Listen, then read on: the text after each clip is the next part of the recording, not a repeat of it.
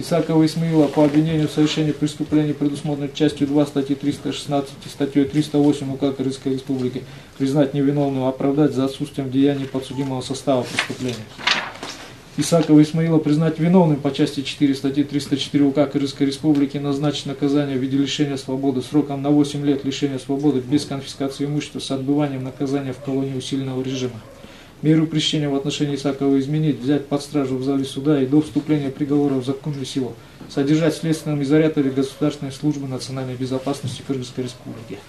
В соответствии со статьей 51 УК Кыргызской Республики лишить Исакова воинского звания генерал-лейтенанта. Исковые заявления Министерства обороны и потерпевшего оставить без рассмотрения. Исковое заявление потерпевших Мугамеджанову и Шаршиковой выведите, пожалуйста, из зала.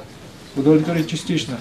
Взыскать со служебного Каимова причиненный материальный вред в пользу Мукамеджанову 250 тысяч сомов и в пользу Шаршиковой 200 тысяч сомов. Приговор может быть обжалован в апелляционном порядке.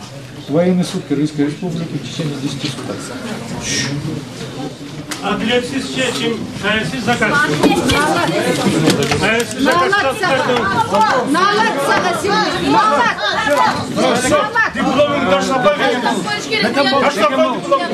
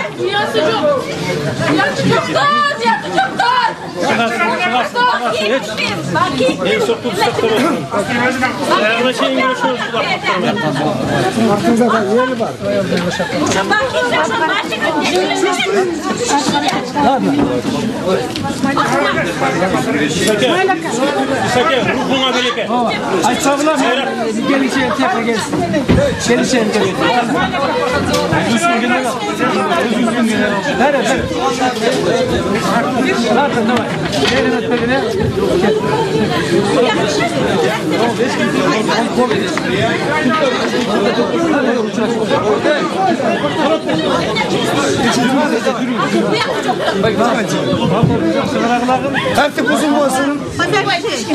Bu помещение соттуку tertip bozulmasın. Teraz partiydik.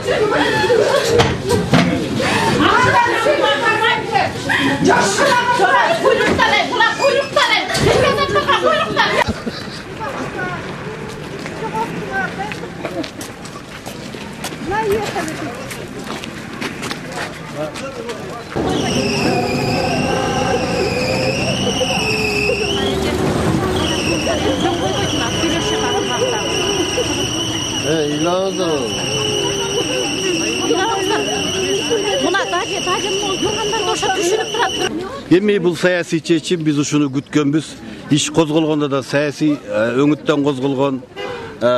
Максаты мындан кийин таптакыр Кыргызстанда башкача сүйлөгөн, башкача ой пикирде болгон саясатчыларды, тегеле журналисттерди таптакыр Кыргызстандын жеринин бетинен жок кылуу саясаты жүрүп жатат.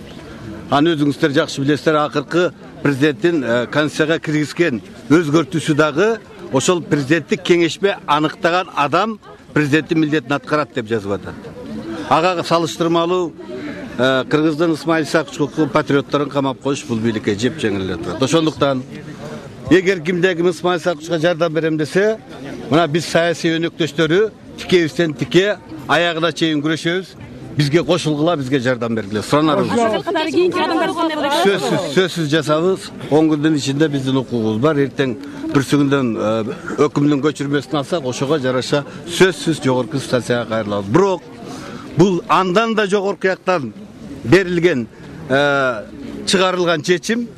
Ошондуктан аякка арызданганыбыз менен эч кандай толку чыкпайт. Бирок эртеби кечпи сөзсүз жогорку сотко арызданбапсыңар, экинчи станцияга арызданбапсыңар дегенди биз жукка чыгарып арызданышыбыз керек. Керек болсо эл аралык сотко чейин барабыз.